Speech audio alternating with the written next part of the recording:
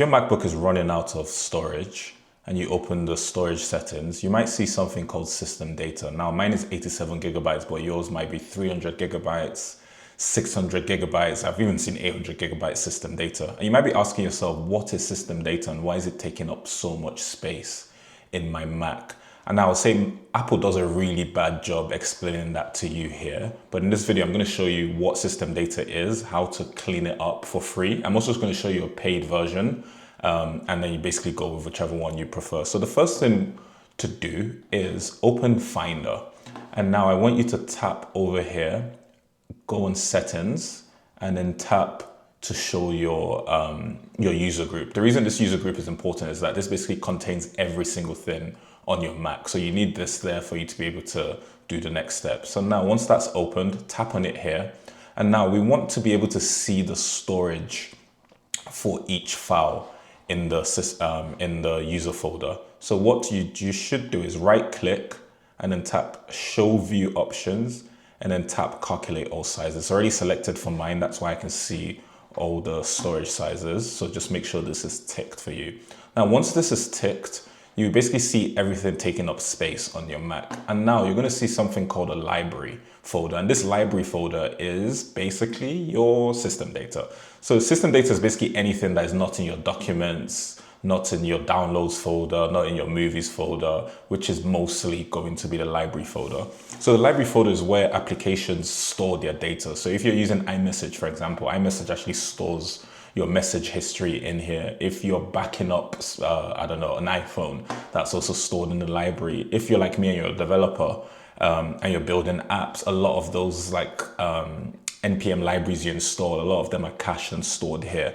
So what I usually like to do, the first thing I like to do is just basically head over here and look for the caches. So my cache is 8 gigabytes. You can safely delete the caches and it's not going to affect your computer. So you can delete that or you can delete the logs too. So these are the two first things to just like look out for. As soon as you see that, just delete it right away. This is basically where like temporary data is stored by apps and they basically store it there because they're basically telling the operating system that it's safe to delete. So it means you can just delete it yourself. So that should already give you back a couple gigabytes, maybe 80 gigabytes, depending on again, how your computer is and how long it's taking you for you to clean it. So the next thing you want to do is go into one of these folders that is taking up a lot of space that you don't know what it is. Let's say application support.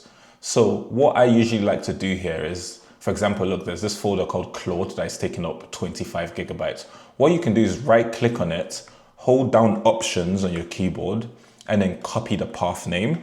And then you could just go to Claude or ChatGPT, whatever you use. I'm using Claude in this case. And I can just say, what is this folder? Is it safe to remove it?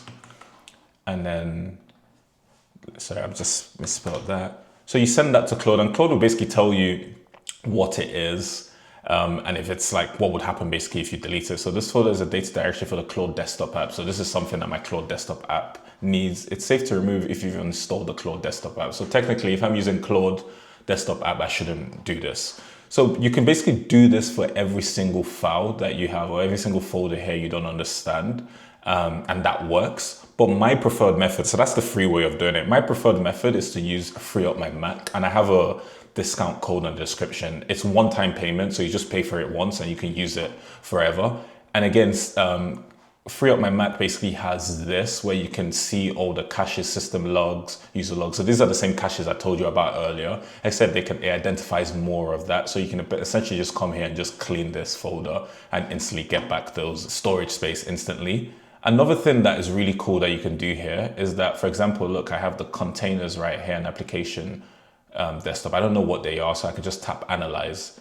And this basically does what you saw me do with Claude, except it's doing it through the app's data and it's more accurate. It basically tells me what the files are and if they are safe to remove. So if we just give that a second. Okay, yeah, here we go. So it's telling me what the file is and if it's safe to remove.